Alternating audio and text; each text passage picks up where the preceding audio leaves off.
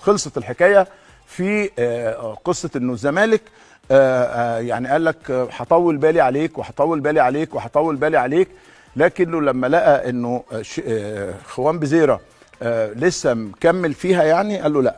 فالزمالك بدأ رسميا انه يجهز شكوى ضد خوان بزيرة، لانه الزمالك يبدو انه تاكد انه موجود في دبي عشان ينضم لنادي شباب اهلي دبي. المصادر اللي عندنا قالت لنا الزمالك بيتعامل مع بزيرة انه لعيب في نادي الزمالك، هو ما زال لعيب في نادي الزمالك ومستني وصوله كمان، وانه مش هيتعامل مع انباء او تقارير غير رسميه. لكن الشكوى بقى هتتضمن اختارات النادي للاعب بموعد التدريبات اللي تخلف عنها من 1 اغسطس. تخيل بقى انت النهارده 21 اغسطس، ايصالات التحويلات البنكيه اللي بتفيد انه حول له كل فلوسه بصوره دوريه لحد دلوقتي، وبتاكد انه ما عندوش مليم على نادي الزمالك.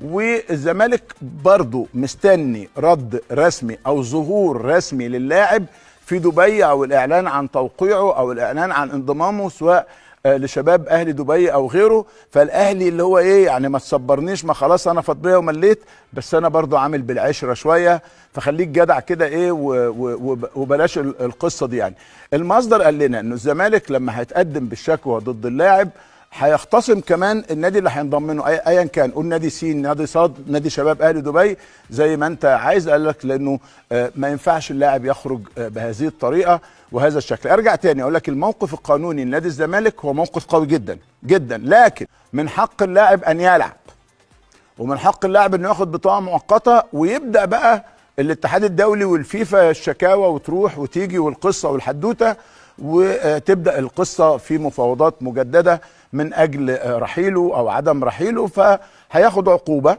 ممكن ياخد ايقاف 3 شهور 4 شهور. طبعا كلمت كتير من خبراء اللوائح قالوا لنا انه يعني للاسف الاتحاد الدولي دايما بيقف في صف اللعيبه، وممكن يديله بطاقه دوليه مؤقته. هذا خصوص خوان بزيرة.